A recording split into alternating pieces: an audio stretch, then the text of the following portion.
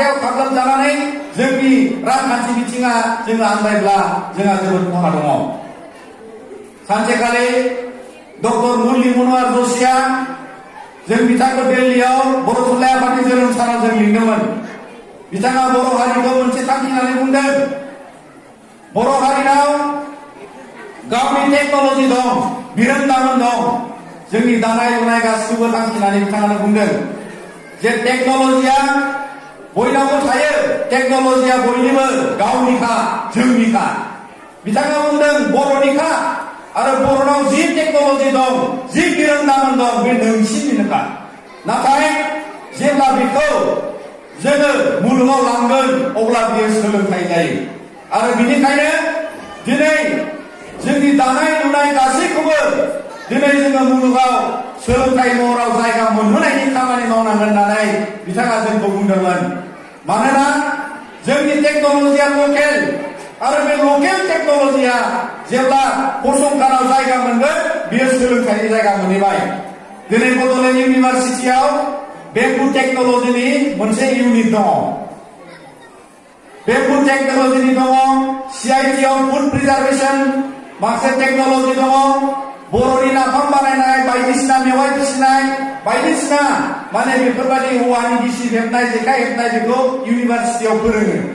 अब्ला बियो इडुकेसनाव कनभार्ट जाबाय। दा बिनिखायनो जोंनियाव जि रोंगौथि दङ बेखौ जोङो गावनो गाव लाखिनानै दोनलांनांगोन। जि दानाय, आगर एरनाय, बेवहाय कलेजाव थाङै सासे आइजोआबो दिनै आगर एरनो रोंगौ। आरो बिनिखायनो बे मोनदांथिया, जोंनि रोंगौथिया, जोंनि आदबा जोबोद माने बेसेन गोसा मोनसे आदब।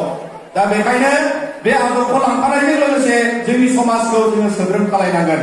दा बेखौबो खावलायबाय जाहाथे नोंथांमोननि ओनसोलावबो बेबादि थासारिया मोनसे दिदोम महर मोनो। दुलाराय बर' फरायसा आफादा जों हारिमुवारि बिथिङाव, गेलेमु बिथिङाव बायदि नोजोर लानानै जोङो खामानि मावनो आवगायनो सानदों। दिनै बर'आ गेलेमु बिथिङावबो खम नङा।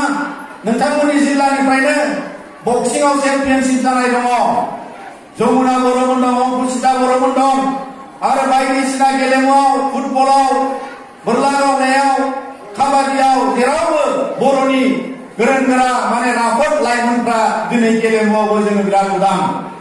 कालसारनि बेलायावबो दिनै जोंनि बागुरुम्बानिफ्राय जागायनानै बर'नि गासैबो दोरोङारि जि मोसानाय, जोंनि आदब खायदा, मेथाइ रोजाबनाय आरो बेजों लोगोसे बायदि मुलुगनि मोसानायनि टेकनिकफोरखौ लानानै दिनै बर'नि लाइमोनफ्रा बेजोंबो आवगायनो लांदों।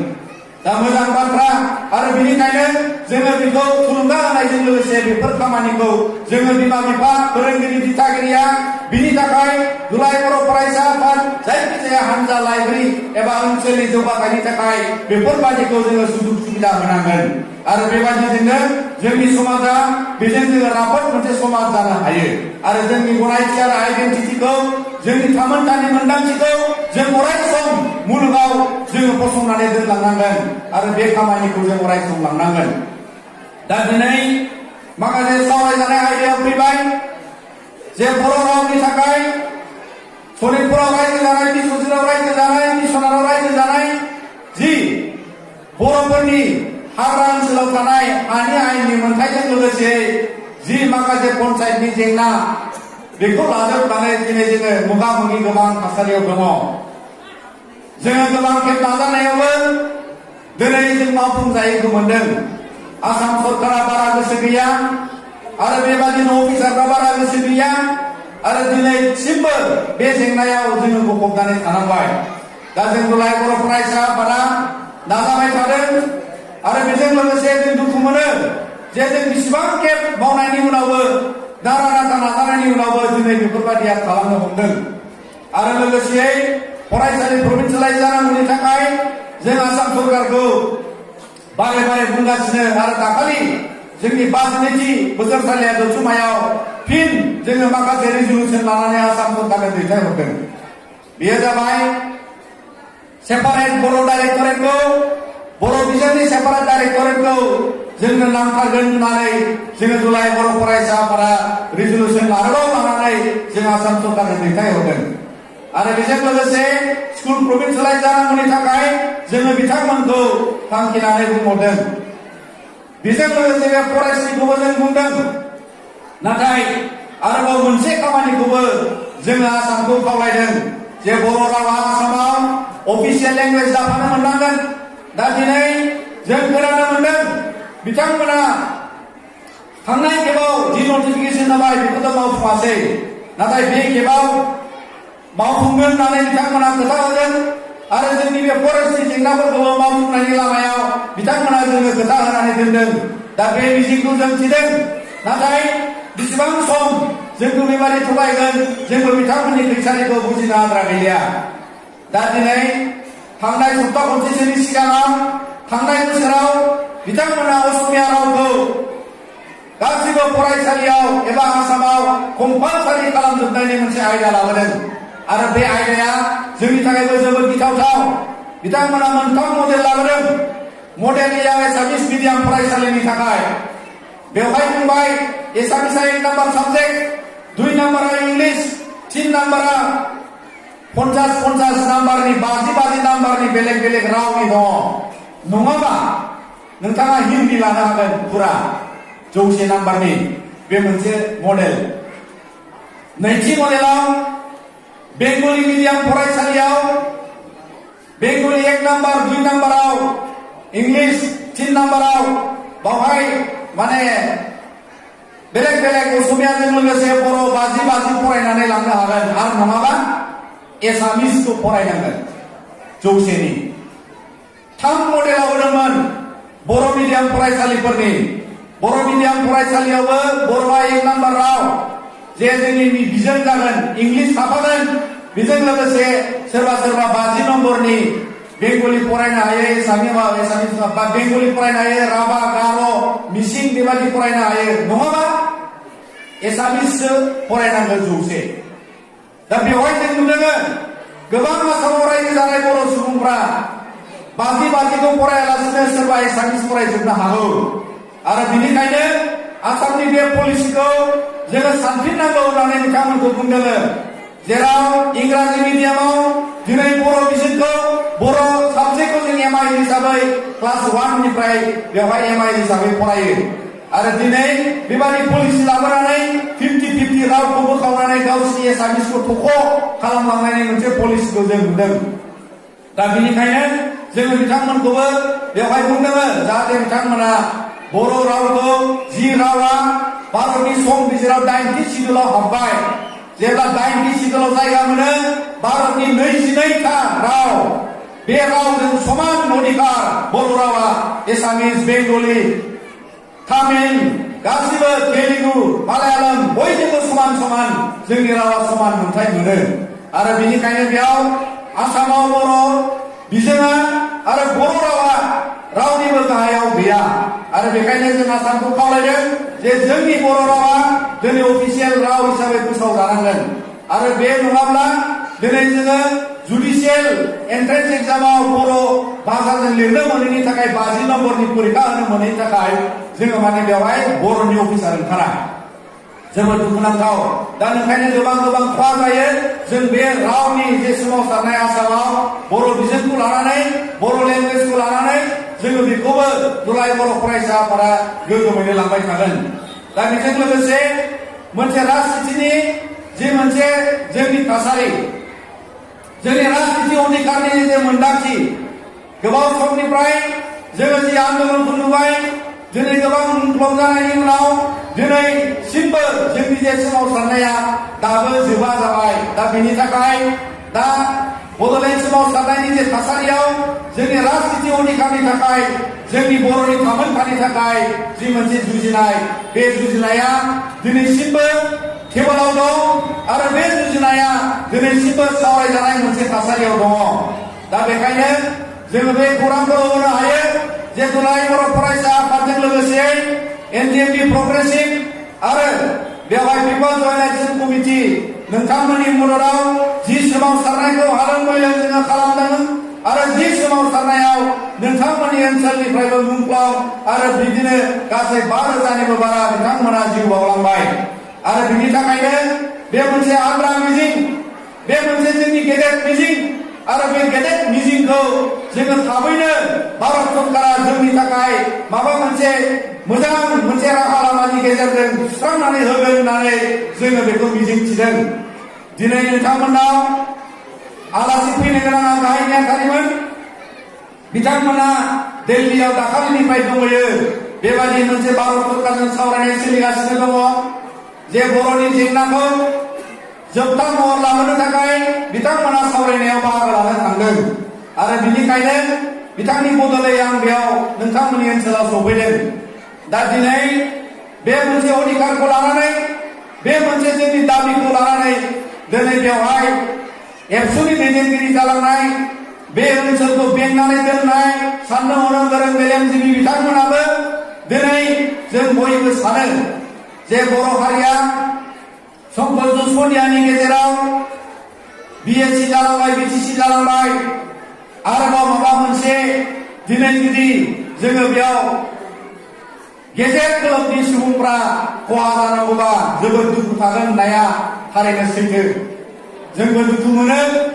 जोंबो दिनै बेखौनो नाजाबाय थादों जाहाथे जोंनि बेयाव 500निबो बारा मुंख्लं जालांनाय ओनसोला जाहाथे जोंनि मोनसे दिदोम बर'नि मोनसे मोनदांथि आरो थामोनथानि जे रैखाथिनि बेबस्था बे बेबस्थानिफ्राय जानगाराव थाया आरो बेनिखायनो जोङो मिजिंथिदों जे बे मोनसे बर'नि आइडेन्टिटिनि जोंनि गाव खुंथायनि रैखाथिनि थाखाय जोंनि गाव मोनदांथिनि रैखाथिनि थाखाय जि बेबस्थाखौ जोंनो नांगौ बे बेबस्थाया जाहाथे थाबैनो जानानै फैयो। एसे सिगाङाव गाहाय नेहाथारिया जोंनि ग्रुपआव मेसेज होदों मोनसे खौरां फोसावदों। बिथाङा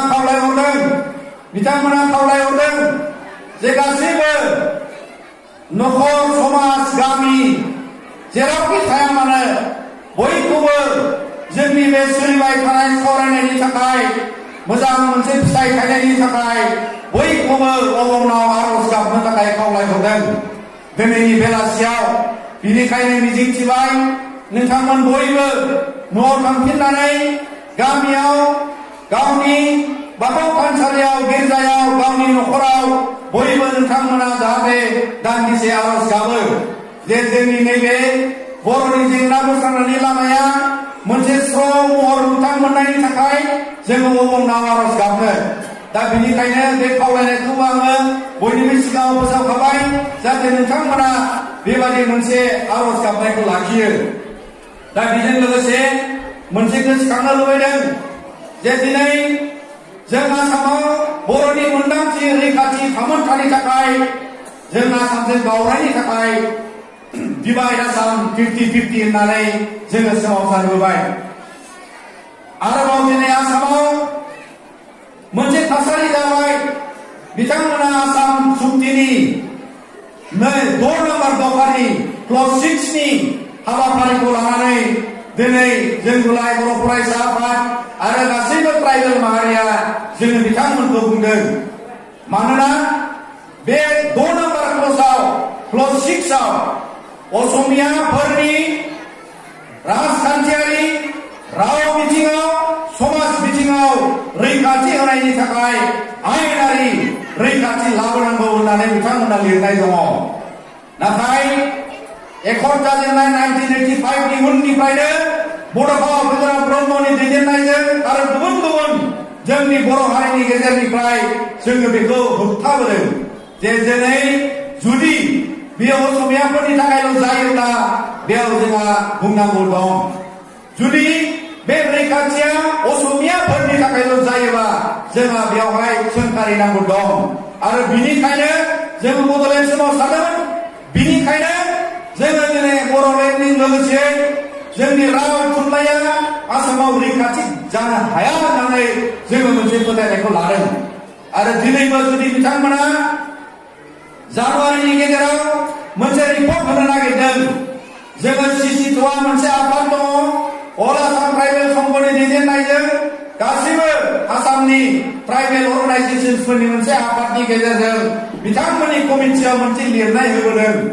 बे लिरनाया जाबाय जे जोङो बै क्लज 6 आव थानाय 6 नम्बर क्लजआव थानाय जि एसामिस होननाय सोदोब सोदोबखौ गिबियावनो भारतनि पार्लामेन्टनि गेजेरजों संसाधन खालामनांगौ आरो आयेननि नोजोराव बेयो एसामिस जानानै थानो मोननाय नङा। आसामाव एसामिसल' गैया, आसामाव बर' दं, गार' दं, मिसिं दं, राभा दं, टिवा दं, देउरि दं, गोबां गोबां दं। जाय बिथांमोनाबो जोंबादि गावनि आइडेन्टिटि, गावनि मोनदांथि, राव थुनलाइजों थांनानै थानो लुबैयो। आरो ट्राइबेलफोरनि रैखाथिया बे 2 नाम्बार क्लजखौ रैखाथि खालामनो थांनायाव खहा जानो मोननाय नङा होननानै जोङो बेयाव लिरनानै होदों। मानोना जोंनि एमएलए एमपिजों जागायनानै जेआव ट्राइबेलफोरनि रिजार्भेसन सिट दं बेयाव जेबो खहा जानो मोननाय नङा होननानै जोङो बेयाव बुंदों। ट्राइबेलफोरनि रैखाथिनि थाखाय जि बेबस्था लागोन आरोबाव बेजों लोगोसे 2 नाम्बार क्लजखौ इमप्लिमेन्ट खालामनायाव बेयो जेबो खहा जानो मोननाय नङा। आरो मोनसे गिथावथावा जों बादा खालामदों भारत सरकारखौ जे गोदान 6टा कमिउनिटिखौ 6 हारिखौ जे एसटि बानायनो नागिरनायखौबो जोङो बेखौ गोख्रों रावै सिजिथ'आनि गेजेरजोंनो जों बेखौ होबथादों। आरो बेनिखायनो बेबादि आसामाव थानाय बर'जों लोगोसे गुबुन गुबुन ट्राइबेलफोरखौबो लाफानानै जों अलखदाव गोलैजानायखौ लुबैयाखै। दिनै आसामाव थागिबिनि प्रश्न लाबोयो, आसामाव थागिबिखौ लानानै थागिबिफोरनि बाथ्रा बुंनानै दिनै बिथांमोना खिलन्जिया इन्डिजिनियास बुङै बुङै भारतनि संबिजिराव गैयै सोदोबखौ बुंनानै दिनै आसामाव गुलाय गुजाय लाबोनो नागिरगासिनो दङ। आरो बेनिखायनो जोङो बेखौबो नोजोर लादों जे दिनै खिलन्जिया बुङोबा, इन्डिजिनियास बुङोबा आसामाव सोर? आरो बेनिखायनो बे हालामाव आसामा गोदान भुमि नीति आयेन, हानि आयेन लाबोनायनि मोनसे बेबस्था खालामनो नागिरदों। दिनै बेखौबो जों नोजोर लानानै बुंदों जे बेवहाय ट्राइबेल थागिबिफोरनिफ्राय दिनै बिथांमोना बायदिसिना लानायनि बेयाव थिसननानै होदों। प्रिमियाम लागोन, बायदिसिना लागोन, हा नामजारिनि थाखाय बायदिसिनानि थाखाय जोङो बेखौबो सोंखारिदों जे दिनै ट्राइबेल ओनसोलाव, ट्राइबेल लेन्डआव, ट्राइबेलफोर रायजो जानाय ओनसोलाव बेबादि माखासे थासारि लाबोयोबा दिनै गोबां जोंहा गिनांगौ थासारि दं। आरो बेखायनो बे पलिसिखौ सावरायनांगौ दं, साननो गोनां दं होननानै जों आसाम सरकारखौ लिंहरदों। आरो बेजों लोगोसे दिनै गोबां माखासे गोदान पलिसि लानो थांनायाव हाइकर्टआ मोनसे जाजमेन्ट होदोंमोन। बे जाजमेन्टआ जाबाय, हाइकर्टनि मोनसे रायआ जाबाय जे आसामाव थानाय बेसेबां ट्राइबेल बेलेन्स ब्लक दङ बावहाय गुबुन जाथि हाबना थानायखौ थाबैनो आसाम सरकारा सिनायनानै बेखौ बरननांगौ होननानै बुंदों। आसामनि आयेना, हानि आयेनाव 1986 मायथाइनिनो आयेन 1886 नि आसाम लेन्ड एन्ड रेभिनिउ रेगुलेसनाव भारत उदांस्रिनि उनाव आसामा चाप्टार 10 बेखौ बानायनानै लादों। ब्रिटिशफ्रा बानायनानै गालांनाय लाइन सिस्टेम, ट्राइबेलफोरनि प्रटेक्टेड एरियास, ट्राइबेलजों लोगोसे माखासे क्लासफोर दङ जोंखौ रैखाथि होनांगौ होननानै आयेनाव सोनानै गालांदों। आरो बेनिखायनो जोंनि आसामाव ट्राइबेल बेलेन्स ब्लक हिसाबै जोङो रैखाथि मोनदों। बेयाव हाखौ ट्राइबेला रावनोबो फाननो मोना। बे हायाव रावबो बाहेरानि ट्राइबेलबाबो नन ट्राइबेलबाबो बेयाव थाफैनो मोना। बेबादि मोनसे थासारि जानाय बे मोनसे आयेन। नाथाय दिनै हाइकर्टनि केसाव नुजाहैदों जे आसामा बेखौ रैखाथि होआखै। आरो बेनिखायनो दिनै आसामखौ खावलायदों, आसाम गभर्नमेन्टखौ हाइकर्टआ जे थाबैनो 3 फेब्रुवारिनि सिगां होननानै बिथांमोना जाजमेन्टआव रायाव बुंदोंमोन। नाथाय बेसेबां मावगोन जों मिथिया। क'क्राझारनिफ्राय जागायनानै धेमाजिसिम, जनाइसिम जेराव जेराव ट्राइबेल बेलेन्स ब्लक दङ बेबादि गोबां हाबसननाय, हाब्रनाय, लाब्रनाय गोबां जाबाय। आरो बेखौ दिनै हाइकर्टनि नोजोरावबो नुजाबाय। दा बेनिखायनो जोङो मिथिनो मोनो जे दिनै आसामाव ट्राइबेलजों लोगोसे बर' थागिबि सुबुंफ्रा जों हाखौ लानानैबो जोंनियाव गोबां रैखाथि गैयि जाबाय। दा बेनिखायनो बे गासिबो थासारिखौ जोङो दिनै आवगायनानै बुजिनानै दिनै मोगा मोगि जानो थाखाय सम आरो सुजुगखौ नायनानै जुलाइ बर' फरायसा आफादा जोङो नोजोर लाबाय थागोन। आरो बेजों लोगोसे जोंनि जे थामोनथानि थाखाय जि मोनसे रैखाथिनि थाखाय जि मोनसे जोबथा गोरोबथा नांगौ बड'लेण्डनि थाखाय आरो बे बड'लेण्ड ओनसोलाव नोंथांमोननि ओनसोलखौ लाफानानै जि मोनसे गोरोबथा फैनायनि मोनसे थासारि बेखौ लानानै दिनै जोङो भारत सरकारजों सावरायबाय थानायनि मोनसे थासारियाव दङ आरो बिनिखायनो नोंथांमोन बयखौबो खावलायबाय जाहाथे इयुन समाव मोजां मिजिं मोनसे फैगोन आरो बिनि थाखाय दिनै जि आर'ज गाबनायनि खावलायनाय बेखौ लाखिनो थाखाय आफादनि जानानै आं नोंथांमोनखौ खावलायबाय। दा जोबथारनायाव नोंथांमोन बयनिसिमबो बे ओनसोलाव थेलामारा दख'रा एबसु सनितपुर जिल्ला एबसु जोंखौ लिंहरनायनि थाखाय आरो बेयाव बाहागो मोनफैनायनि थाखाय आं नोंथांमोन बयखौबो हामलायनाय होबाय। आङो गोदान एजुकेशन पलिसिनि सोमोन्दै बारा बाथ्रा बुंला, मोनसेल' बाथ्राखौ बुंनो नागिरबाय जे गोदान मोनसे सोलोंथाइनि आयेन इन्डियाया लाबोनो नागिरदों आरो बेवहाय जोंबादि भारत संबिजिरजों गनायजानाय मोनसे राव बेखौ लानानै जोंहा बिजों दं। जोंनि बिजोङा क्लास 10 सिम दङ आरो बे बिजोङा क्लास 10 आवनो जोबा।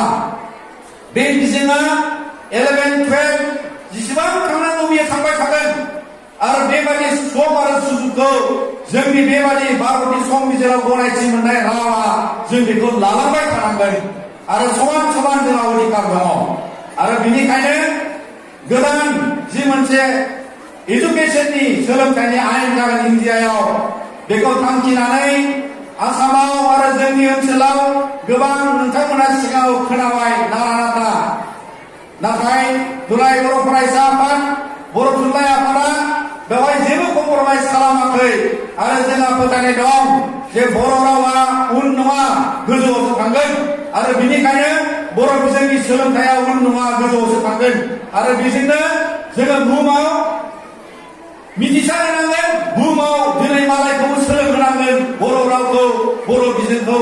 दिनै चाइनानि मेन्डारिन भाषाया, चाइनानि मेन्डारिन रावा मुलुगाव बांसिन रायज्लायजानाय मोनसे राव, बांसिन सुबुं सानखोजों रायज्लायजानाय मोनसे राव आरो दिनै जुदि चाइनिसनि बेबादि रावा जुदि जानो हायोबा जोंनि बर'आबो बेबादि मोनसे मिजिंजों जों दावगानाय दङ आरो बिनिखायनो दिनैनि बे गोदान एजुकेशन पलिसि फैब्लाबो जोंनिया 11, 12 9, 10, 11, 12 ज' जाब्लाबो जोंनि बर' बिजोङा बेयाव ज' ज'यैनो बे खारफालांबाय थागोन आरो बेखायनो दिनैबो बर' थुनलाइ आफादा जि नांगौ जगार बिजाब बिथांमोना नांगौ बादि समाव ट्रान्सलेसन खालामनायनि सुजुग सुबिदा लागासिनो आरो माखासेखौ हाबायबो होननानै बिथांमोना दिनै आसाम सरकारा बेखौ इमप्लिमेन्ट खालामनो थाखाय हायार सेकेन्डारि सेक्सनाव बर' मिडियामखौ अपेन खालामनो थाखाय जागायनो थाखाय बिथांमोना माखासे फरायसालिनि मुंफोरखौ बिनायनि गेजेरजों माखासे ओनसोलाव